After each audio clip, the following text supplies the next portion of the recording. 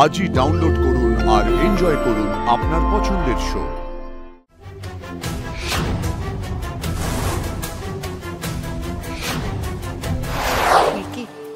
তোমার ওপর কিন্তু পুরো রাজমহলের ভবিষ্যৎ নির্ভর করছে, এটা মনে রেখো। আমি কিন্তু তোমার ওপরেই নির্ভর করে থাকবো, কেমন? আমি চেষ্টা করবো সুনন্দাদি, তোমার মতোই সাহস রেখে শাসক দলের অন্যায়ের বিরুদ্ধে লড়াই করার চেষ্টা করব। আচ্ছা ঠিক আছে, এবার ওনাকে বসতে দাও। দিদি এত কষ্ট করে পায়েস টায়েস করলো, সেসব দাও ওনাকে। ওমা, তাই নাকি? হ্যাঁ, তুমি যে পায়েস পিঠে খেতে ভালোবাসো সেটা কিন্তু আমরা জেনে গিয়েছি। আপনি বসুন না।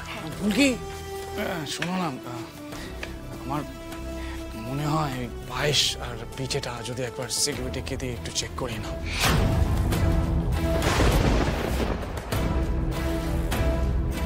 কেন? আরে ম্যাডাম, আপনি অন্যরকম ভাবে একবারই নেবেন না, পায়েসটা অত্যন্ত সুস্বাদু হয়েছে।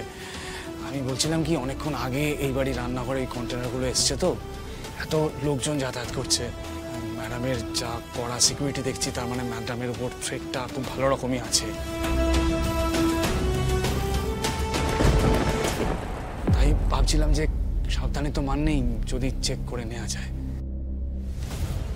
কথাটা ঠিকই। ওকে দিদি, তুই ম্যাডামের সঙ্গে থাক, আমি আর ফুলকি দেখছি সিকিউরিটি মেজার্সগুলো। এক মিনিট দাঁড়াও। এই খাবার সুনন্দা ম্যাডামের কাছে পৌঁছাবার আগে টেস্ট করতে হবে। মানে সিকিউরিটি দাদারা এই খাবারটা খেয়ে দেখবে এর মধ্যে কিছু মেশানো আছে কিনা। এটা সুনন্দাদির সুরক্ষার জন্য। তোমরা ভেতরে যাও, আমরা নিয়ে যাচ্ছি।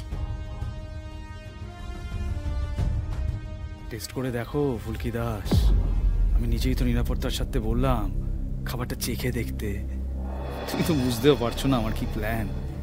এই সময়ই আমার খুব আনন্দ হয় ফুলকি দাস, যখন টক করে তুমি কোনটা হয়ে যাও আর রুদ্ররূপ সান্যাল যেতে।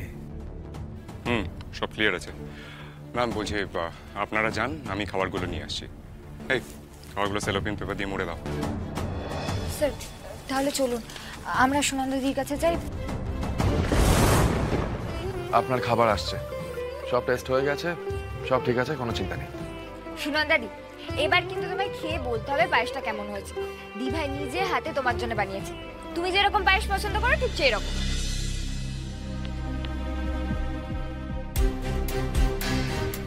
আগে তো আমাকে খেতে হবে, তারপর সবাই খাবে, কি তাই তো ফুলকি? একদম তাই। বেশ।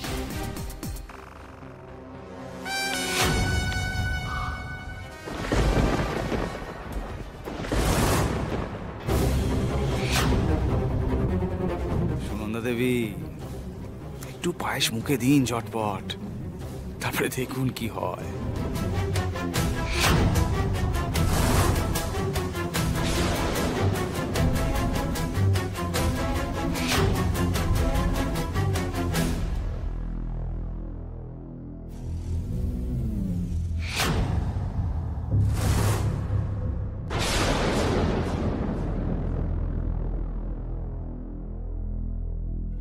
কি হলো ফুলকি? এই পায়েসটা তুমি খেও না। মানে খাবে না কেন? কারণ এই পায়েসটা দিভাই তৈরি করে।